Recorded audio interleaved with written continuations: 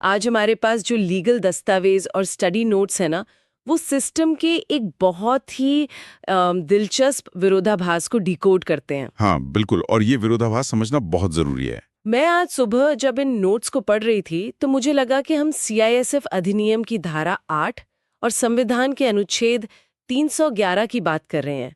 तो चलिए इसे थोड़ा आसान भाषा में समझते हैं। हाँ, आसान भाषा में समझना जरूरी है क्योंकि देखिए, एक तरफ फोर्स में कड़ा अनुशासन बनाए रखने का दबाव है और दूसरी तरफ कर्मचारियों को किसी भी मनमानी कार्रवाई से बचाने की संवैधानिक गारंटी। सही कहा आपने। ये देखना वाकई मजेदार है कि कैसे सख्त सजा और कानूनी सुरक्षा मतलब दोनों एक ही ढांचे में काम करते हैं। और इसी संतुलन को समझना सबसे ज्यादा जरूरी है। अगर हम सिर्फ धारा 8 को देखें तो ये सुपरवाइजरी अधिकारियों को बहुत ताकत देती है।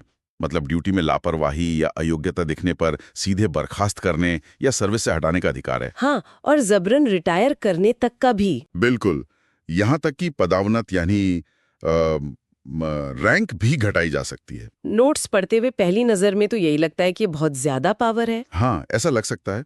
लेकिन यहाँ जो बात सबसे दिलचस्प है वो ये है कि सजा हमेशा इतनी चरम नहीं होती। सही बात है।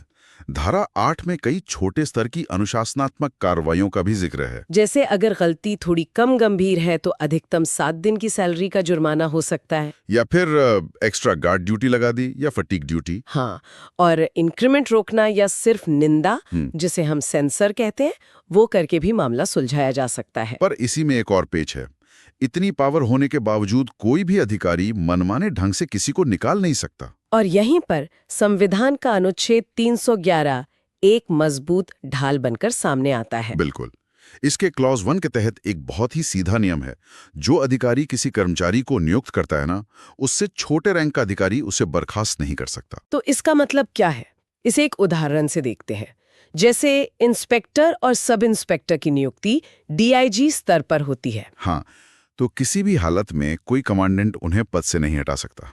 उसी तरह फॉलोअर्स से लेकर एएसआई तक की नियुक्ति क्योंकि कमांडेंट या सीनियर कमांडेंट करते हैं, तो उन्हें निकालने का अधिकार भी कम से कम उसी स्तर के अधिकारी के पास होगा। और सबसे बड़ी बात यह है कि क्लॉज 2 के तहत हर कर्मचारी को अपनी बात रखने का पूरा मौका मिलता है, जिसे अपॉर्चुनिटी ऑफ हियरिंग कहते हैं। मतलब बिना सुने सजा नहीं दी जा सकती है। लेकिन अगर हम इसे व्यापक परिप्रेक्ष्य में देखें तो इस नियम के कुछ अपवाद भी हैं। हाँ, ऐसा नहीं है कि हर बार सुनवाई होगी ही। स्रोतों में 3 ऐसी स्थितियों का जिक्र है जहां बिना सुनवाई के सीधा एक्शन लिया जा सकता है। पहला तो बहुत स्पष्ट है, अगर कोई कर्मचारी आपराधिक मामले में कोर्ट द्वारा दोषी करार दिया जाए, जैसे रिश्वत लेते पकड़ा जाना, तब किसी और विभागीय जांच की जरूरत नहीं बचती। और दूसरा अपवाद तब लागू होता है जब जांच करना व्यावहारिक रूप से असंभव हो जाए। बिल्कुल। मान लीजिए कोई लंबे समय से फरार है और नोटिस के बाद भी नहीं आ रहा है, तो जांच कैसे होगी? सही बात है। और तीसरा, जो शायद सबसे अहम है, वो है राज्य की सुरक्षा का मसला। हाँ, अगर किसी का किसी आतंकी संगठन से कनेक्शन सामने आता है, तो राष्ट्रपति या राज्यपाल ये मानकर कि जांच करना खुद सुरक्षा के लिए खतरा है, बिना सुनवाई के बर्खास्तगी का आदेश दे सकते हैं। तो ये सारे प्रावधान हमें दिखाते हैं कि कैसे एक तरफ फोर्स को अनुशासन चाहिए और दूसरी तरफ कर्मचारियों को मनमानी के खिलाफ सुरक्षा।